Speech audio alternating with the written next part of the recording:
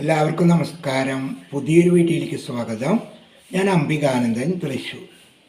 ഇന്നത്തെ വീഡിയോയിലെ വിഷയം ചിത്തിര നക്ഷത്രത്തിൽ ജനിച്ചവർ അറിഞ്ഞിരിക്കേണ്ട ചില കാര്യങ്ങളെക്കുറിച്ചാണ് ഞാൻ പറയുന്നത്. എൻ്റെ വീഡിയോ ഇഷ്ടമായാൽ ലൈക്ക് ചെയ്യാൻ മറക്കരുത്, ഷെയർ ചെയ്യുക. അതുപോലെ തന്നെ നിങ്ങൾ ആദ്യമായിട്ടാണ് എൻ്റെ ചാനൽ കാണുന്നതെങ്കിൽ ആ ബെല്ല് ബട്ടനും ചുവന്ന ബട്ടനും ഒന്ന് അമർത്തിക്കൊണ്ട് എൻ്റെ വീഡിയോകൾ കാണണം. നമുക്ക് വീഡിയോയിലേക്ക് പോകാം. കാനനമകയലന്നേ രാമൻ സീതയെ തേടി നടന്നേ, താമരച്ചേലുള്ള ജാനകി വഴി പോകുന്നതാരാനും കണ്ടു. ചിത്തിര നക്ഷത്രത്തിൽ ജനിച്ചിട്ടുള്ളവർ അറിഞ്ഞിരിക്കേണ്ട ചില വിഷയങ്ങളെക്കുറിച്ചാണ് ഞാൻ പറയുന്നത്. ഇപ്പോൾ തന്നെ നിങ്ങളൊരു പേപ്പർ എടുക്കുക, പേനെടുക്കുക.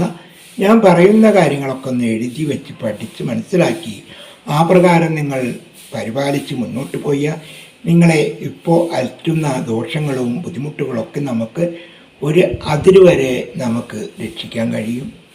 അപ്പോൾ നമുക്ക് തുടരാം. നക്ഷത്രം എന്ന് പറയുന്നത് 27 നക്ഷത്രങ്ങളാണ്.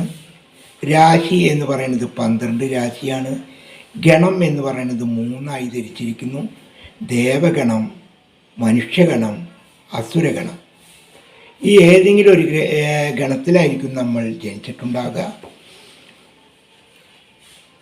ചിത്തിര നക്ഷത്രത്തിൽ ജനിച്ചവർ ആരാധിക്കേണ്ടത് ഭദ്രകാളി ദേവിയാണ്.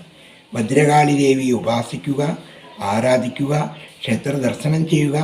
അതുകൊണ്ടൊക്കെ നിങ്ങൾക്ക് വലിയ ഗുണങ്ങൾ വന്നു ചേരും. ലളിത സഹസ്രനാമം പഠിക്കുക.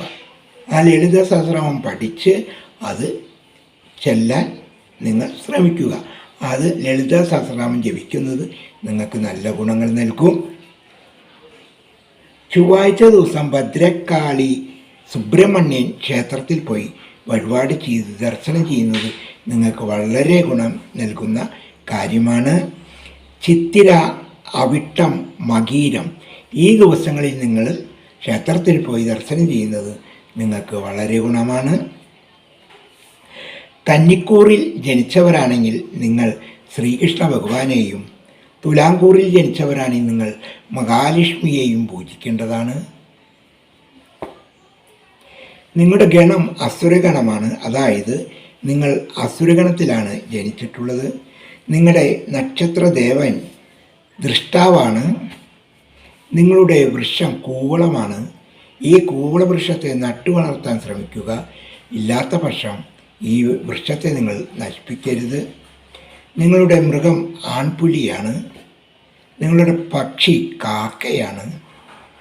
നിങ്ങൾക്കൊരു ഭാഗ്യനിറമുണ്ട്. ആ ഭാഗ്യനിറം പച്ച, ചുവപ്പ്, വെള്ള, ഇളം നീല ഈ നിറത്തിലുള്ള വസ്ത്രങ്ങൾ നിങ്ങൾക്ക് ഗുണങ്ങൾ ഉണ്ടാക്കും. നിങ്ങളുടെ ഭാഗ്യ നമ്പർ 9. നിങ്ങളുടെ ഭാഗ്യ ദിവസം ചൊവ്വാഴ്ചയാണ്. നല്ല നല്ല കാര്യങ്ങൾക്ക് ഇറങ്ങുമ്പോൾ ചൊവ്വാഴ്ച ദിവസം നോക്കി ഇറങ്ങിയാൽ അതിൻ്റേതായ മാറ്റങ്ങൾ നിങ്ങൾക്ക് വന്നു ചേരും. നിങ്ങൾ ധരിക്കേണ്ട രത്നം ചെമ്പവായ രത്നമാണ്. ഇത്രയൊക്കെയാണ് ചിത്തിര നക്ഷത്രത്തിൽ അറിഞ്ഞിരിക്കേണ്ട കാര്യങ്ങൾ. അടുത്ത നക്ഷത്രമായി അടുത്ത വീഡിയോയിൽ കാണാം. അതുവരെ എല്ലാവരും സ്വസന്തോഷമായിരിക്കും.